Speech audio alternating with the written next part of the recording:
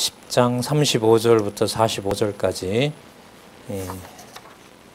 버려질 자의 결국을 가르치시는 내용인데요. 천국에는 섬기며 목숨을 버리는 자는 큰 자임을 가르치십니다. 세베대의 아들 야고보와 요한이 예수님께 와서 우리가 원하는 바가 있으니 좀 해주십시오 라고 얘기를 합니다. 그랬더니 예수님이 뭘 원하느냐, 37절에 보시면 주의 영광 중에서 우리를 하나는 우편에 하나는 좌편에 앉게 해주십시오 라고 얘기를 합니다. 그러니까 이게 버려질 자에 대해서 높은 자리에 가고자 하는 야고보와 요한의 이 사건을 이렇게 대비시키고 있는 거죠. 이제 그리스도가 예루살렘에 가면 이제 그야말로 인간적으로 높은 분이 된다고 이 제자들은, 이 두 제자는 착각하고 있었고요. 다른 제자들도 그렇게 알고 있기도 한 부분들이 나오죠. 38절 예수께서 가라사대 너희 구하는 것을 너희가 알지 못한다. 우리가 마땅히 빌 바를 알지 못한다 그러죠. 로마서 8장 26절에 보면, 그래서 이제 성령께서 말할 수 없는 탄식으로 우리를 위해서 간구하신다는 말씀이 나오는데, 바른 기도를 하나님께서 하게 해주시는 거죠. 자, 너희들이 구하는 게 뭔지 너희들이 모른다. 내가 마시는 잔, 그리고 내가 받을 세례, 당신이 받을 아까 얘기했던 능욕당하고 침뱉음을 당하고 채찍질 당하고 죽는 그 일을 너네들이 할 수 있느냐. 39절에 보면 예, 할 수 있습니다 그럽니다. 자, 답답하죠. 그러니까 그 제자들에 대한 얘기가 오늘 우리가 9장 38절에서부터 살펴봤을 때, 그 제자들에게는 예수께서 버림받는 자라는 사실이 아예 들어올 수가 없는 겁니다. 지금도 보면 이제 반대로 알고 있고, 그러니까 이런 정황이 바로 뭐냐 하면 제자들이 결코 알 수 없는, 바로 그리스도가 버려지는 것은 오직 아버지의 뜻을 이루는 것에 초점을 맞추고 있는 겁니다. 그러나 예수께서 이 제자들이 이렇게 하는 이 상황을 통해서 아버지의 뜻을 이루는 바로 신분이라는 것을 강조한다고 볼 수가 있겠죠. 그리고 당신이 오직 높으신 분이 된다는 것입니다. 아버지가 원하는 세례를 받을 때에 바로 이 죽으시는 거잖아요. 자, 그래. 그러면 내가 마시는 잔과 내가 받는 세례를 그 죽음을 받을 수도 있지만은, 자, 여기서 이제 당신이 그 일을 주관해 가시는 것이 아니라 아버지께서 하신다는 것을 보여주는 내용이 나옵니다. 40절 내 좌우편에 누가 앉는 것인지는 내가 줄 수가 있는 게 아니다. 누구를 위하여 예비되었는지 그들이 얻을 것이다. 아버지가 하시는 일이다.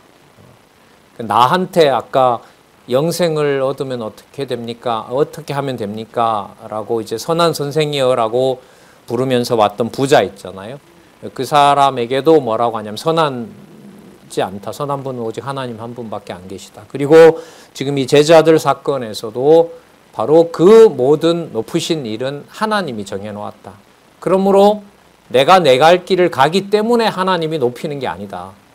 하나님의 아들로서 나를 낮추셨고, 하나님의 아들로서 아버지께 순종하도록 하셨고, 그리고 그 자리는 바로 아버지께서, 나중에 이 좌우 우편에 누가 앉게 되죠?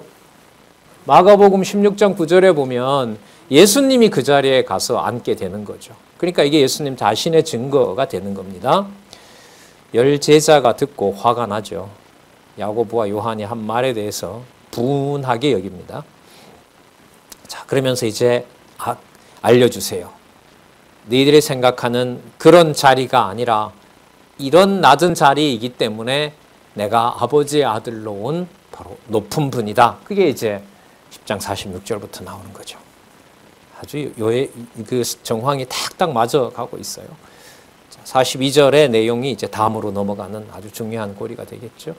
예수께서 불러다가 이르시되 이방인들의 그 권력자들이, 집권자들이 저희를 임의로 주관하고 그 대인들이 저희에게 권세를 부리는 줄을 너희가 알거니와. 자, 약속입니다. 너희 중에는 그렇지 아니하니. 그러니까 지금은 이렇게 서로 높은 자리에 가려고 하는 자들이지만 그들이 바로 낮은 자가 된다는 것을 지금 약속해 주면서 당신이 바로 그 길을 가고 있다는 것을, 아버지의 뜻으로 그 길을 가게 하셨다는 것을 말씀하고 있는 겁니다. 너희 중에 누구든지 크고자 하는 자는 너희를 섬기는 자가 되라라기보다 되게 하시겠다는 약속이라고 할 수 있죠. 그래서 여러분 아까 그 야고보 같은 경우에는 성령이 임했을 때 제일 먼저 순교시켜버리잖아요. 이렇게 물은 야고보에 대해서 성령께서 임하셔서 아버지가 원하는 자리에 아들이 가게 하신 것처럼 그 길을 가게 하고요. 요한은 가장 오래 남아서 계시 기록을 완성하고 반모섬에서 잡혀서 또 순교했다고 그렇게들 얘기를 합니다. 어쨌든 그 고난 중에서 말씀을 기록한 것이 바로 그 요한 1, 2, 3서, 그 다음에 요한계시록, 요한복음도 아마 그때 같이 감금되어서 썼다고 그렇게 보통 얘기합니다. 44절, 너희 중에 누구든지 으뜸이 되고자 하는 자는 모든 사람의 종이 되어야 하리라. 그러면서 이 얘기가 당신 얘기임을 연결시킵니다. 인자가 온 것은 섬김을 받으려 함이 아니라 도리어 섬기려 하고 자기 목숨을 많은 사람의 대속물로 주려 함이라. 자, 그러니까 이 앞부분 나왔던 내용들이 이렇게 아주 잘 모아지고 있죠. 제자들 얘기를 언약을 하시면서 당신이 대속주가 대속물로 아버지의 뜻을 완벽하게 이루는 자, 그 자리가 너희들이 얘기하는 그런 자리가 아니다. 그리고 앞으로 너희들도 그 자리에 모든 사람의 종이 되는 자리에 너희들도 처하게 된다. 그 약속도 함께 얘기를 하고 계시는 겁니다. 자, 그래서 우리는 이런 낮은 대속물로 간 종의 자리이기 때문에, 그리고 그 자리에 아버지의 뜻을 완벽하게 홀로 완성할 수 있는 분이기 때문에 앞으로 일어나는 붙잡혀서 이방인에게 배신당하고 이방인에게 대제사장들과 서기관들의 종들에게 붙잡혀가고 이방인에게 넘겨주고 능욕당하고 침뱉고 그들이 채찍질하고 그리고 결국 죽이는 모든 과정이 대속물이 된다는 것이고, 그가 바로 유일한 대속물이시기 때문에 예수님께서 얘기하셨던 대로 낮은 자리에 간 그 자가 크고 작은 섬기는 자가 되고 종의 자리에 가고 어린아이들처럼 배척받는 그 자리에 내가 속하기 때문에 바로 내가 어떤 신분이다?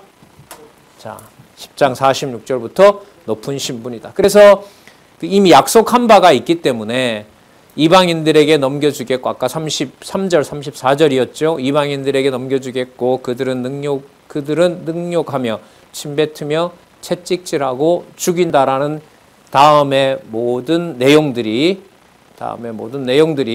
바로 무슨 신분이다? 높은 신분이다는 거죠.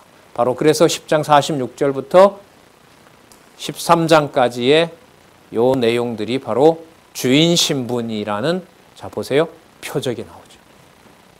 대속물 얘기로 마치면서 아버지께서 원하는 일을 완벽하게 이루는 자라는 신분을 증거하면서 진짜 맞느냐 하는 것을 뭘 통해서 보여주세요? 표적으로. 그 표적에 대해서 미래까지 예언해주는 내용으로 13절까지 확증을 해주세요. 그리고 여기서부터 이제 버림당해서 여기서 말했던 대속주 사건을 이루시는 거예요. 전체 흐름으로 보면요, 10장 46절부터 13장까지를 빼고 대속물이 된다고 했으니까, 여기 보세요. 대속물이 된다고 했으니까 뭐 하시는 거구나? 버림당하구나. 이게 연결이 돼요. 그래서 요 10장 46절에 13절에 이 들어가 있는 구절은 너무너무 중요한 성경의 하나님 말씀임을 확증하는 내용이, 다른 부분도 물론 그렇지만 이 들어간 내용으로 보면 그래서 이분이 무슨 신분이다? 높은 신분이다. 그러니까 높은 신분임으로 대속물 된다고 했고요. 높은 신분임을 확증하시는 내용이 10장 46절부터 13장이고요. 그 확증한 내용대로 그대로 이루시는 내용이 16장 마지막 절 16장 19절에 가면 아버지 우편에 앉으시는 것으로 정리가 되는 겁니다. 완결되는 거죠.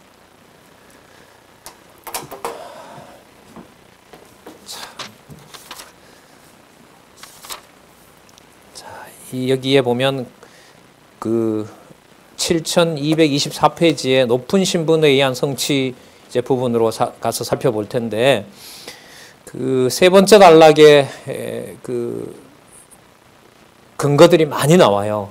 요즘 이제 이 부분을 월요일과 목요일 우리 그 세미나에서 하고 있으니까요. 그 강좌를 여러분들이 앞으로 계속 확인해 주시면 고맙겠습니다. 여기 보시면 로마서 5장 14절, 창세기 1장 27절에서부터 28절, 히브리서 6장 20절, 창세기 14장 18절, 출애굽기 4장 16절, 7장 1절, 사무엘하 7장 9절, 이사야 41장 2절, 이사야 42장 1절, 총망라되는 구약의 모든 내용들을 높은 신분에 맞추어서 구약에 언약한 것이 바로 이렇기 때문에 신약의 이 마가복음 10장 46절부터 16장에 높은 신분에 의한 성취가 이렇게 기록되어 있습니다. 따라서 성경은 권위 있는 하나님의 말씀입니다. 이걸 이제 성경신학이 확증하고 있고요. 그 말씀을 깨닫게 하심으로 세우고 깨닫지 못하게 하심으로 넘어지게 하고 그 모든 능력을 드러내신다고 할 수가 있겠죠.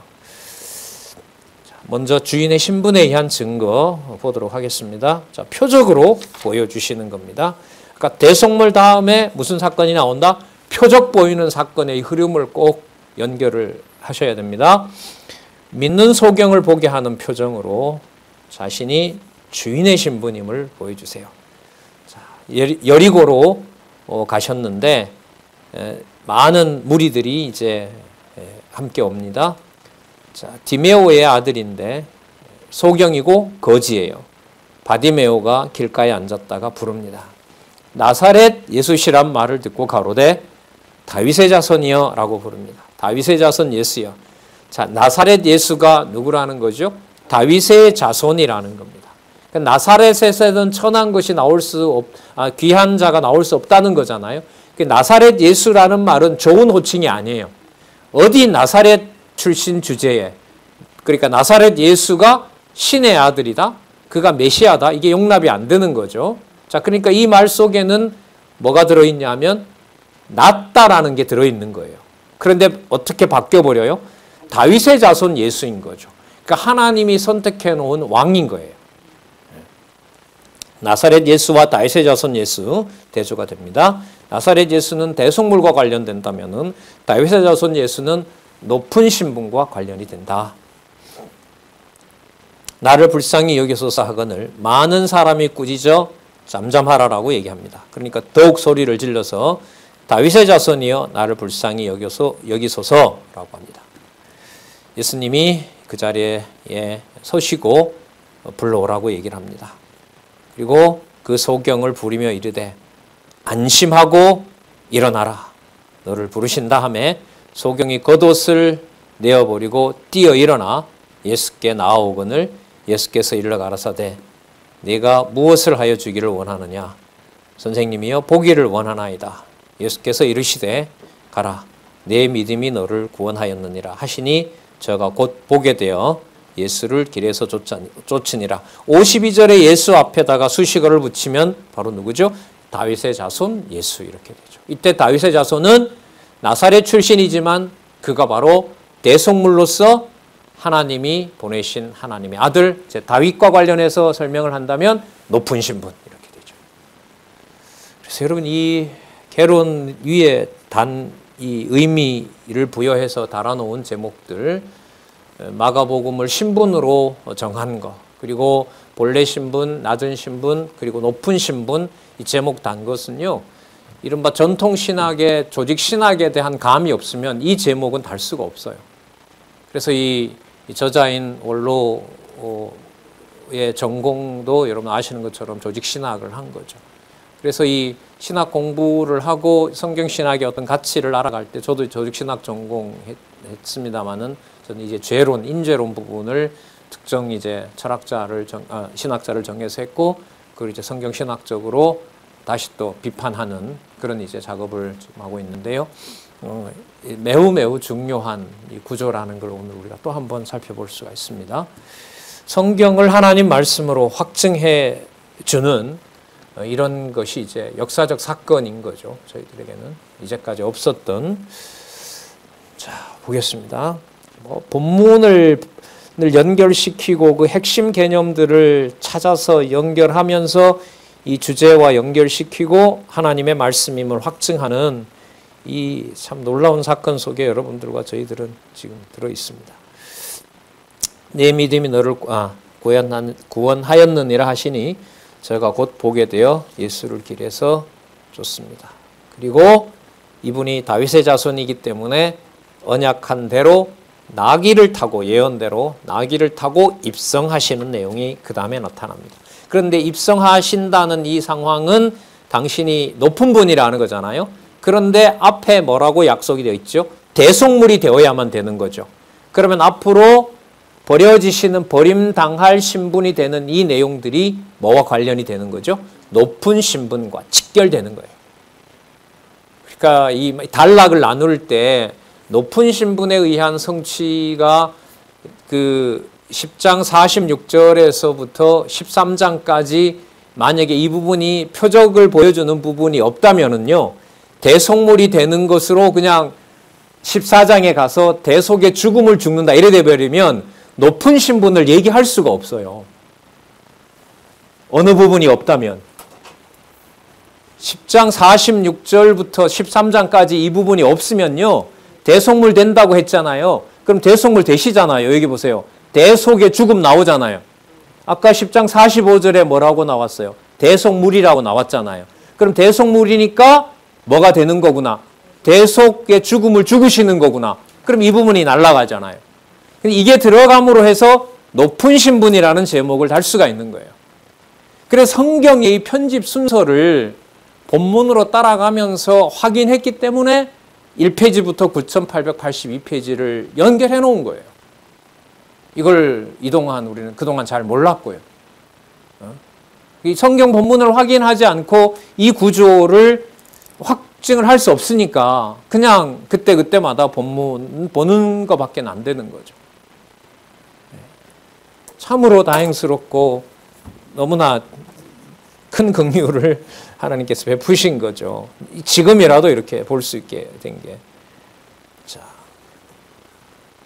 다윗의 자손이심으로 바로 나귀 새끼 타고 입성하시는 내용이 이어집니다. 예루살렘 가까이 왔고요. 그 올리브 나무가 많이 심겨 있는 그 벳바게라는 데와 베다니에 이르렀습니다. 그리고 예수님께서 여기서 보냅니다. 맞은편 마을에 가면 사람이 타지 않은 나귀 새끼가 있다. 나귀 새끼를 타게 되어 있죠. 그리고 3절에 보면 그걸 끌고 오려고 하면 왜 그러냐고 물을 것이다. 그러면 주가 쓰시겠다고 해라. 그 주가 대신 증거가 아까 뭐예요? 소경 바디메오를 살려주시면서 당신이 다윗의 자손인 걸 확증했기 때문에 주가 쓰시겠다는 말이 나오는 거예요. 이렇게 사건이 연결이 돼요. 자, 제자들이 가서 본즉 나귀 새끼가 매어 있고요. 그걸 풀어서 가져가려고 하니 왜 가져가느냐? 자, 예수님께서 일러준 대로 나귀 새끼를 주가 쓰시겠다고 얘기하고요. 7절에 나귀 새끼를 예수께로 끌고 와서 자기들의 겉옷을 그 위에 걸쳐 두매 예수께서 타시면서 많은 사람들은 겉옷과 다른 이들은 밭에서 벤 나뭇가지를 길에 펴니다. 그리고 9절에 앞에서 가고 뒤에서 따르는 자들이 소리 지르되 호산나 찬송하리로다. 자, 우리 그 뜻 앞에 살펴봤죠. 우리가 구하옵나니 우리를 구원하소서. 그럼 이 호산나라는 개념하고 뭐하고 관계돼요? 10장 45절에 나타났던 대속물하고 관계가 되는 거예요. 그리고 상황은 무슨 상황인 거예요? 높은 상황인 거예요. 이렇게 모아질 수가 있습니까? 우리가 고하옵나니 우리를 구원하소서. 아까 대속물이 된다고 약속하셨기 때문에, 그리고 그게 높은 신분이라는 것은 자기가 높은 것이 아니라 높으신 분은 한 분밖에 없죠. 선한 분은 한 분밖에 없다 했잖아요. 절대선 하나님밖에 없습니다. 그러니까 호산나 찬송하리라 다음에 보면 무슨 내용이 나오냐면 주의 이름으로 오시는 이인 거죠. 그 아버지 이름, 여호와 하나님의 이름으로 오시는 이예요. 그럼 이건 누구를 높이는 거죠? 아버지의 이름으로 온 자인 거예요. 다윗의 자손은. 그러면 누구를 높여요? 아버지를 높이는 거죠. 그럼 당신은 아버지 아들로서 높은 신분인 거예요. 그래서 이 내용을 확증한 내용이 바로 14장에서부터 무슨 내용으로 나온다? 버림당하는 내용으로 나오는 겁니다. 이 구성이, 그런데 이걸 어떻게 마태, 마가, 누가를 섞어서 공관복음으로 만들어요? 예. 칼빈 때부터 벌써 그렇게 해버렸죠. 어제도 잠시 한번 이렇게 봤더니까 우리나라에 이 저자가 공부할 때 당시에 이제 지금도 뭐 유명한 본이 있는 주석가로 알려진 그 박윤선 박사님의 공관복음 주석을 보니까 이제 다 섞어 놓은 거죠. 마태, 마가, 누가를. 완전히 이건 성경 권위를 훼손한 경우입니다. 앞으로 반드시 비판해야 될 신학적인 내용 중에 하나입니다. 건들면 안 됩니다. 여기 보시는 것처럼 우린 그걸 지금 확증해 가고 있습니다. 이 감을 이 복음서에서 그리스도 성취 부분인 이 신약 성경 앞에서부터 이걸 확인을 거듭해서 하게 되면 다음에 나오는 내용들, 왜 사도행전 다음에 로마서고, 로마서 다음에 고린도전후서고, 왜 그 다음에 갈라디아서고, 이 문제가 다 풀리는 거예요. 여러분, 이게 지금 사건 중심이에요? 의미 중심이에요? 내용을 바탕으로 한 의미 구성을 여호와 계시에 맞추고 있는 거예요. 성경 신학은. 자, 그러니까 어느 부분에 몇 자가 나오더라도 단 몇 분 안에 성경 전체가 이 구성이 되는 것이 바로 성경 신학에서 성경 강론의 원리입니다. 주의 이름으로 오시는 이여 아버지를 높입니다. 찬송하리로다. 오시는 우리 조상 누가 또 나옵니까? 다윗의 나라요. 오시는 나라라는 말은 누가 보내신 자라는 거죠. 주의 이름, 아버지 하나님께서 보내신 자라는 거죠. 그러니까 아버지 아들이라는 것도 확증이 되고 아버지가 하신다는 일도 드러나니까 주제가 신분이 맞는 거죠. 아버지 아들의 신분이 맞는 거예요. 우리 조상 다윗의 나라요. 자, 가장 높은 곳에서 호산나 하더라. 이걸 장소로 얘기를 하는데요. 다른 번역가들은 이 가장 높은 곳이라고 하지 않고요. 가장 높은 이에게 우리가 구하옵나니 우리를 구원해 주시옵소서라고 얘기했다. 이렇게 주석을 합니다.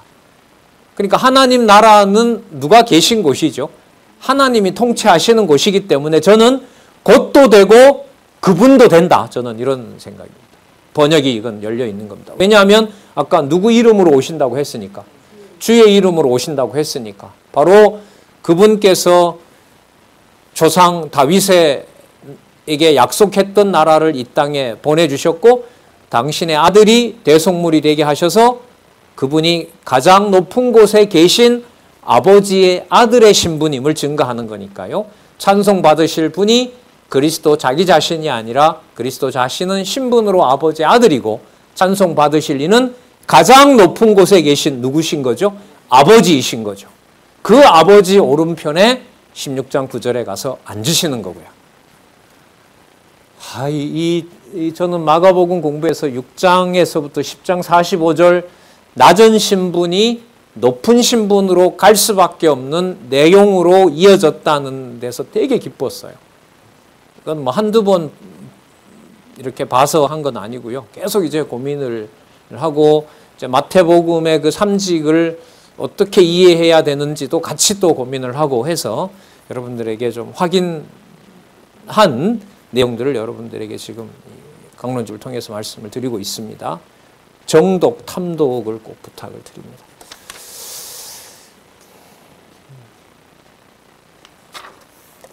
그 다음에 무화과 나무 저주하는 표적 사건이 나오죠. 이튿날 저희가 베다니에서 나왔어요. 예수께서 시장하십니다. 자, 멀리서 잎사귀 있는 한 무화과 나무를 보시고 그 나무에 무엇이 있을까 하여 가셨더니 가서 보신즉 잎사귀 외에는 아무것도 없습니다. 왜냐하면은요, 무화과 때가 아니니까요. 때가 아닌데 무화과가 열리지 않는 것은 당연한 거죠.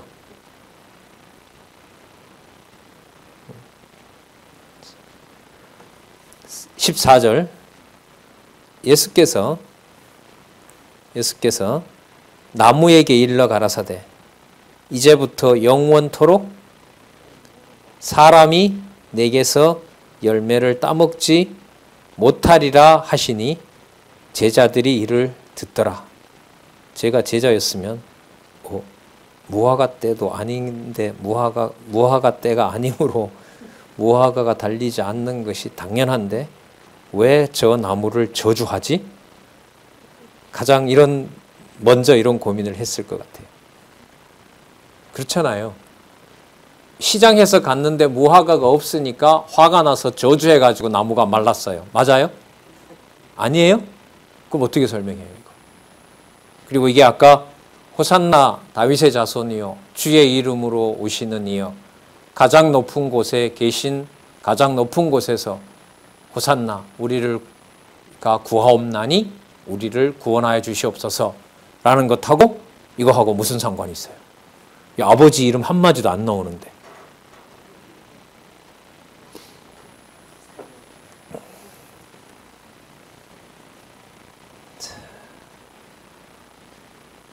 예수께서 나무에게 일러 가라사대 이제부터 영원토록 사람이 내게서 열매를 따먹지 못하리라 하시니 제자들이 이를 듣더라. 자, 주석을 좀 먼저 참조하겠습니다.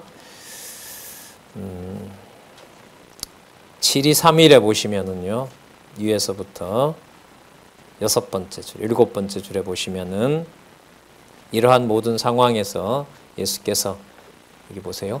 다윗의 자손인 주되심에 대한 표적을 보여주기 위해 예비된 것이다. 어느 부분이 들어오죠? 다윗의 자손인 주되심이 어디에 나왔어요? 아까 입성하면서 나왔잖아요. 그래서 지금 이걸 꼼꼼히 읽어야 된다는 게 이 성경 강론의 주석을 하는 이 저자는 앞 사건에서 단서를 찾는 거예요. 그러니까 본문을 계속 연결해 가기 때문에 9882페이지를 연결을 시키는 거예요. 그걸 우리는 몇 수십 페이지도 확인을 안 했어요, 이제까지. 그런데 이제 코로나 시국에 그 공부의 양이 늘어났어요. 매우 기쁜 상황이고 성경신학 총서의 성경권위 확증에 대한 가치도 서로 알아가고 있는 거예요. 분명하죠? 다윗의 자손인 주 대심에 대한 표적을 보여주기 위해 예비한 겁니다. 그러면 요 낱말이 저는 앞부분의 사건에 대한 상세한 설명을 무화과 나무 저주하는 사건하고 연결을 시키면 되겠구나. 그런 힌트가 오는 거죠. 이 강론집에 충실한다는 게 그런 거잖아요. 근데 이 부분을 저자가 설명을 못해서 요만큼밖에 안 썼을까요? 그럼 이렇게 되면 책은 수십 배로 늘어나는 거예요. 이게 이 부분만 그렇겠습니까? 그러니까 9882페이지는 어디에 초점을 맞췄느냐? 창세기 1장 1절에서부터 요한계시록 마지막 장 마지막 절까지 모든 기록된 말씀이 하나님의 말씀이다. 다 연결된다. 그게 논리적 일관성. 그 다음에 구조가 통일되어 있다. 주제는 단일하다. 의미는 단순하다. 따라서 체계가 완벽한 하나님의 말씀이 바로 성경이다. 이걸 증명하기 위한 것이 강론집 저술의 목적이기 때문에. 그리고 나머지는 동역자들이 함께 연구해서 이 부분에 대한 이 해석이 맞는지 아닌지 여러분들이 같이 확인해 주시기 바랍니다. 저는 다윗의 자손인 주대심에 대한 표적이라는 이 낱말이 무화과 나무 저주하는 표적과 관계가 된다. 여러분, 다윗의 자손이라는 말은 바로 하나님이 보내신 하나님의 아들과 관련이 되는 거죠. 그러면 무화과 나무 저주하는 사건의 본문에는 나오지 않지만 누구의 아들이라는 내용이 들어가야 되겠어요? 그렇죠. 하나님의 아들이 아들로서 했다는 내용이 여기에 첨가가 돼야 되는 겁니다. 그러면 14절에 있는 예수께서 앞부분에 나오는 본문을 사용한다면 여호와 하나님의 이름으로 오신 예수께서 이렇게 달면 되죠. 본문을 쓰면 다윗의 자손으로 오신 예수께서 이렇게 보면 되죠. 그럼 그 다윗의 자손에 대해서 앞에 본문은 뭐라고 했냐 하면 여호와의 이름으로 오시는 이라는 거였죠. 그럼 누구 이름으로 한 다윗의 자손인 거죠? 가장 높은 곳에 계신 누구? 여호와 하나님의 이름으로 예수께서, 잘 보세요, 아버지가 정해놓은 대로 무화과 나무의 운명을, 무화과 나무의 효능을 그리스도께서 확정지은 거예요. 그러면 누가 이 나무에 대한, 나무가 열매 맺지 못하도록 정해놨다는 거죠? 하나님이 정해놨다는 거죠. 그래서 열매가 없었기 때문에 저주했다는 것은 안 맞아요. 그래서 이 예수를 아까 이 강론집에서 소개하고 있는 것처럼 앞에 나왔던 내용, 높은 곳에 계신 아버지의 영광으로 온 예수께서 아버지께서 정해놓은 대로 영원토록 그 나무에 대한 저주를 표적적 사건으로 보여주심으로 내가 어떤 신분으로 왔다? 높은 신분으로 왔다. 자, 만물의 무엇으로 왔다? 주인으로 왔다. 이걸 지금 여기에서 보여주고 있는 겁니다. 아니면요, 이 흐름을 따라가면 배고파서 갔는데 열매가 없으니까 화가 나서 했다는 건데 제자들이 봤을 때 지금 열매가 맺힐 시기가 아니니까 없는 게 당연한 건데 예수님은 이상한 행동을 한 분으로 보이는 거죠. 그러니까 여러분, 이게 이 자유주의 신학자들이 이걸 비판한다고 했을 때 이게 얼마나 우스운 얘기가 돼요, 성경이. 진짜 웃기는 얘기가 되는 거예요, 이게. 그러나 우리가 볼 때 웃기는 얘기인 거지, 성경 권위로 보면 정확하게 호산나 다윗의 자손으로 오시는 이여 찬송하리로다, 가장 높으신 이에게 우리가 구하옵나니 우리를 구원해 주십시오, 당신이 얘기했던 대속물입니다. 그 내용을 확증하는 내용이 바로 무화과 나무에 대한 저주 사건이라고 생각을 합니다. 저보다 더 확실한 설명과 해석은 연구도 하시고 또한 확증도 저도 쓰고 싶습니다만은 여러분들도 쓰셔서 학계에 알려주시고 하셨으면 좋겠습니다. 다음에 이제 공부하시는 우리 동역자들이나 또 후배, 우리 잘하는 다음 세대들도요, 투자할 가치가 얼마든지 있습니다. 진짜. 하지만 하루 이틀 또 몇 년 그렇게 되는 것은 아니기 때문에 억지로 시켜서 할 수 있는, 또 제도권에다 넣고 계속 뭔가를 푸시할 수 있는 이런 것도 아니라는 생각도 또 듭니다. 하지만 너무 이제 간절합니다. 자, 거기 한번 보시면은요, 주석을 보겠습니다. 아까 그 다윗의 자손인 주다심에 대한 표적 그 부분에서요, 본문 시작하기 전에 하나, 둘, 셋, 넷, 다섯, 여섯, 일곱, 여덟 번째 줄. 무화과 열매가 맺지 아니한 때에 열매가 없는 것은 너무나 당연한 것인데도 그 나무를 저주하신 것은 얼른 납득하기 어려운 문제다. 점잖게 쓰셨지만 자유주의 신학자들이 봤을 때 웃긴다. 이게 성경이냐? 이런 비난을 받는다는 거죠. 그러나 이러한 표적을 통해 예수님이 아까 그 소개했던 그 개념을 그대로 쓰는 겁니다. 일관성이 있는 거죠. 예수님이 다윗의 자손인 주가 되신다는 사실이 증거되는 것이라면 납득이 가능하다. 것이라면 납득이 가능하다라는 말은 연구해 주세요, 이 말입니다. 그래서 저는 고민을 했고 지금 이 방향을 따라서 앞부분의 본문에 보니까 그 단서가 나오고 결정적인 것은 이게 지금 어떤 맥락이다? 높은 신분 얘기다. 주인임을 보여주고 앞에 버림당하는 것이 높은 신분을 증명하는 거고, 이 내용은 낮은 신분에서 대속물인 낮은 자리에 가는 것이 아버지가 원하는 것이고, 그게 바로 무슨 신분으로 간다?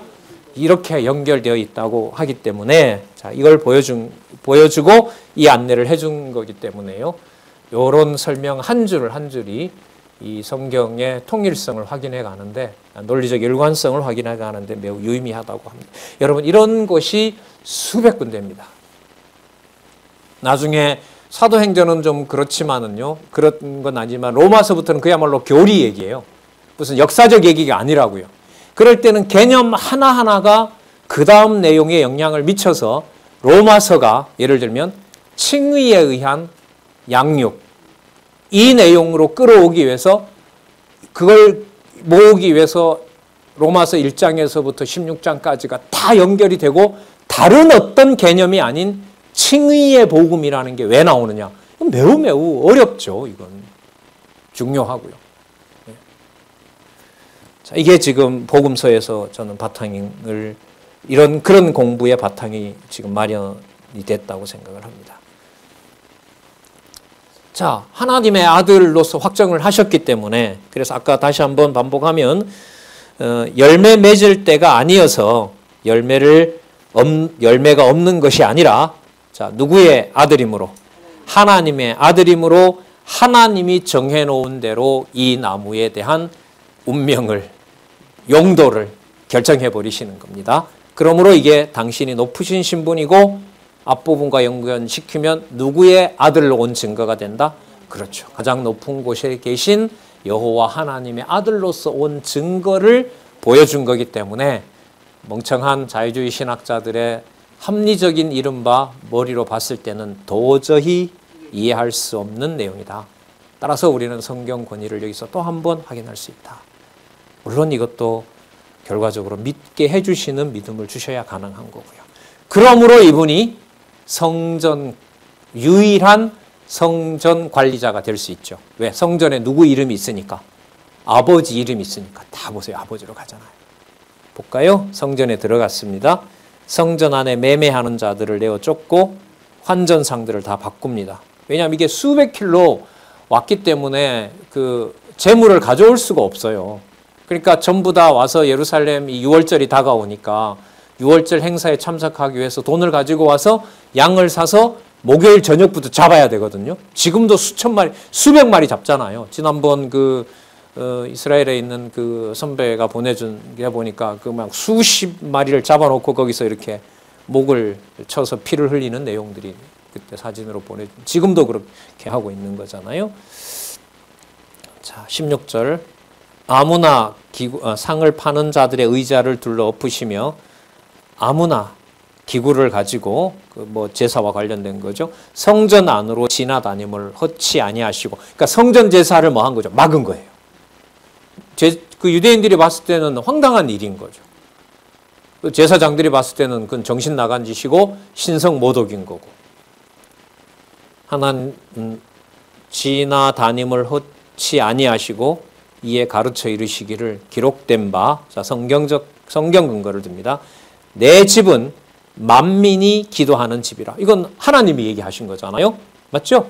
이사야 56장 7절, 예레미야 7장 11절에 이 근거에 의하면 이 말씀의 출처는 하나님이신 거죠. 그럼 이건 누구의 집이에요? 하나님의 집인 거죠. 그리고 만민이 기도하는 집이기 때문에 너네들 마음대로 그렇게 할 수 있는 곳이 아니다는 걸 보여주고 있습니다.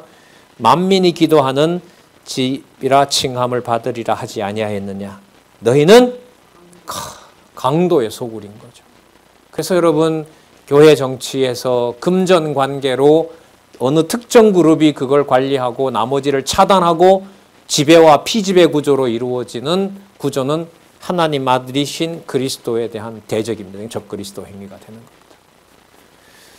강도의 구려를 만들었도다 하심에 대제사장들과 서기관들이 듣고 예수를 어떻게 멸할까 하고 꾀하니 이는 무리가 다 그의 교훈을 기히 여김으로 그를 두려워함이니라.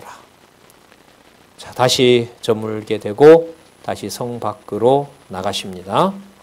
또 성 밖에서 이제 잡히셔야 되잖아요. 그 다음에 표적의 결과로 가르치시는데 표적을 보여주셨잖아요. 그 사건을 통해서 당신이 어떤 분이다? 주인이다 하는 사실을 확인해 주세요. 누가 보낸 주인. 하지만 경외받으실 분은 바로 아버지 하나님. 그럼 여러분, 우리가 기도할 때 그리스도의 그 가르쳐 주신 기도대로 영광 받으실 아버지여라고 하는 의미를 또 한번 생각해 볼 수가 있죠. 하지만 그리스도를 통하지 않고서는 아버지 이름을 제대로 부를 수가 없는 겁니다. 그리고 그 마음을 성령께서 주시는 거죠. 그래서 성도들의 기도는 성부, 성자, 성령, 그야말로 전통적인 개념으로 말하면 삼위 하나님, 이로 말하면 영존하시는 하나님의 존재를 택한 자녀들이 하나님의 뜻을 간구하게 하는 그 행위가 바로 기도라고 할 수 있고요. 그 기도의 내용은 바로 말씀을 깨닫게 하는 데서 오는 소원이라고 할 수가 있겠죠. 그리고 그대로 이루어 주시는 거고요. 아버지 이름이 드러나도록. 자, 무화과 나무가 마른 표적의 결과로 믿음을 얘기해 주십니다. 자, 믿음, 또 기도, 용서, 이게 다 같이 묻어 있어요. 보시자고요. 좀 수준이 높습니다. 이런 내용들은. 자, 그런데 아침에 와서 보니까 무화과 나무가 뿌리부터 다 말라버렸어요.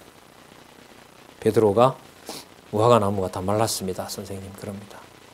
22절, 예수께서 대답하여 가라사대 이르시되 하나님을 믿으라. 하나님을 믿으라. 자, 누구 소개해요? 그렇죠. 아버지 소개하잖아요. 그럼 목적이 맞았죠. 아까 그러면 무화과 나무를 마르게 한 것이 예수님이 화가 나서 그렇게 한 것이 아니라 지금 여기대로 말하면 하나님이 그렇게 하신 거죠. 아버지가 그렇게 정해놓으신 거죠. 내가 진실로 너희에게 이르노니 누구든지 이 산더러 들리어 바다에 던지우려 하며 그 말하는 것이 이룰 줄을 믿고 마음에 의심치 아니하면 그대로 되니라. 하나님을 믿게 해주시면 이 말이죠. 그러니까 믿음의 근거는 바로 하나님에 대한 믿음을 주시느냐, 이게 결정한다는 겁니다. 그러면 아까 예수님이 한 것도 예수님 자신이 능력이 있어서 한 것이 아니라 반드시 누구의 이름으로? 아버지의 이름으로. 그렇죠. 하나님 아버지의 이름으로 된 것을 여기서 얘기를 하고 있습니다. 자, 그러면 이게 어떤 방향으로 설명이 되는지 한번 보세요. 24절. 그러므로 내가 너희에게 말하노니 무엇이든지 기도하고 구하는 것은 받은 줄로 믿으라. 자, 이때 여러분 기도의 대상은 아버지이신 거죠. 그리고 아버지께서 주신다는 것이죠. 자, 그리하면, 자, 그리고 뭐 이 정도로 하면 돼요. 너희에게 그대로 되리라. 그러니까 하나님에 대한 믿음이 모든 것을 결정한다. 자, 그리고 내가 하나님 아들로서 높은 자로 온 것이고 내가 아버지의 아들이기 때문에 아버지에게 그런 기도를 한 것이고 그 기도대로 그게 된 것이다. 그러니까 무화과 나무를 저주하는 것은 아버지 하나님 무화과 나무를 저주해서 아버지의 뜻을 이루어 주세요라고 기도했다는 거예요. 그럼 우리가 지금 기도해서 한국이 미국보다 더 강한 나라가 되게 해주세요라고 기도했는데 안 이루어져요. 그럼 누구 뜻이 아니니까 안 이루어져요? 그리고 하나님이 정해놓았으면 내가 기도 안 해도 어떻게 돼요? 이루어지죠. 정확한 것은 우리가 성경을 통해서 여호와 계시라는 말은 무슨 상황이 되더라도 여호와께서 살아계신 계시의 증거가 분명히 드러난다고 약속하셨기 때문에 하나님의 뜻이 이루어진다라고 우리가 기도를 할 수밖에 없는 겁니다. 그 믿음을 주시는 거고요. 그리고 그게 믿음을 주지 않으면은 이제 내 욕심대로 되지 않으니까 이제 화가 나고 짜증이 나고 남을 탓하게 되고 이제 그렇게 되는 거죠. 25절에 보시면은 자, 서서 기도할 때에 아무에게나 혐의가 있거든 용서하라. 그리하여야 하늘에 계신 너희 아버지도 너희 허물을 사하여 주시리라 하셨더라. 갑자기 웬 용서요? 기도 얘기가 나오다가 자, 이게 어떤 관련이 있을까요? 자, 이 번역에 좀 문제가 있어서 이제 번역을 교정을 했습니다. 7235페이지에 보시면은 이는 번역에 많은 오해가 있는 부분이라고 얘기를 하죠. 그 스테케토라는 그 헬라어 바로 위에 보면 이는 번역에 있어서 많은 오해가 있는 것으로 여겨진다. 자, 번역을 검토해야 된다라고 얘기를 합니다. 자, 낱말 하나하나씩 다 합니다. 자, 우리는 결과적인 번역만 보도록 그렇게 하겠습니다. 그러니까 아무에게나라고 하는 것은 어떤 자가 이렇게 번역을 했고요. 혐의가 있거든 이 말은 뭐냐면 어떤 자를 붙잡거든 예수님 자신을 붙잡는 것이고요. 용서하다라고 하는 건 뭐냐면요. 하게 하다는 거죠. 그러니까 요 세 가지만 얘기를 드리면 어떤 자가 와서 예수님을 붙잡게 하면 뭐 하게 하라? 붙잡히게 하라는 거죠. 자, 그리하여야라는 말은 그와 같이라는 말인 거고요.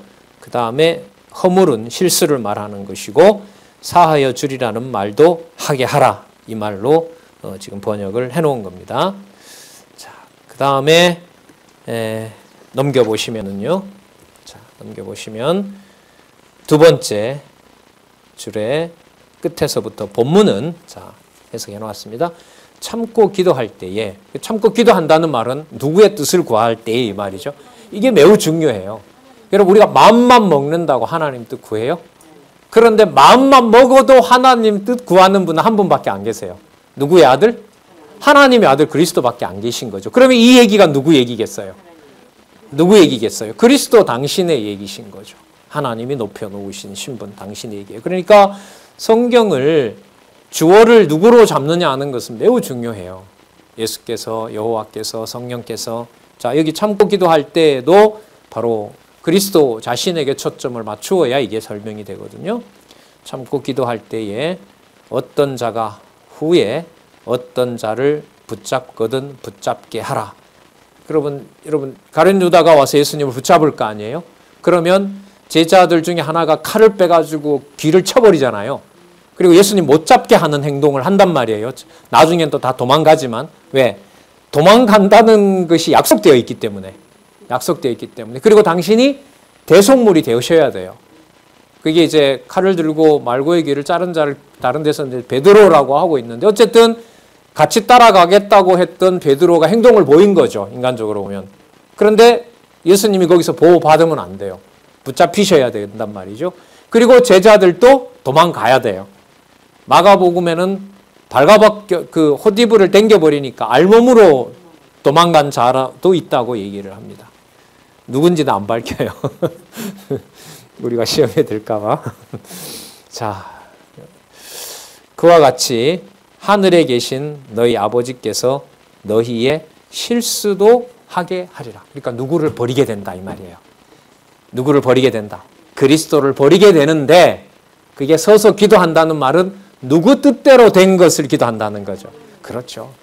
그런데 그렇게 했으므로 그 제자들이 한 실수에 대해서 아버지가 정해놓은 대로 한 것이니까 그걸 그리스도가 정죄하고 판단할 수가 있어요? 없어요? 없죠. 그래 되면 누구 뜻을 거슬리는 거니까. 그렇죠. 아버지 뜻을 거슬리니까. 그래서 이 번역이 잘못됐고 이 바로 잡아놓은 이 번역은 또 뭐 더 정교하게 또 뭐 헬라어에 더 정통하면은 깔끔하게 더 번역할 수가 있겠죠. 앞으로 의미 분석 성경이 만약에 번역이 된다면 이제 이런 부분들이 반드시 반영이 되어서 성경의 통일성을 확증해주는 그런 번역의 도움을 줬으면 좋겠습니다. 자, 그 다음에 주석에 나오죠. 이는 앞으로 예수님과 제자들이 겟세마네 동산에서 하나님 나라가 임하기를 기도할 때에 가룟 유다가 예수님을 붙잡게 되면 그대로 내버려 두라 하시면서 그와 같이 하나님께서도 붙잡혀 가시는 예수님을 제자들이 저버리고 흩어지는 실수를 하도록 내어버려 두신다는 것으로 가르쳐 주신 내용이다. 정확하죠. 정확합니다. 이렇게 예수께서 구약의 언약을 성취하러 오신 그리스도이심을 무화과 나무가 마른 표적의 결과로 그 믿음에 대해서 말씀을 해주고 있습니다. 자,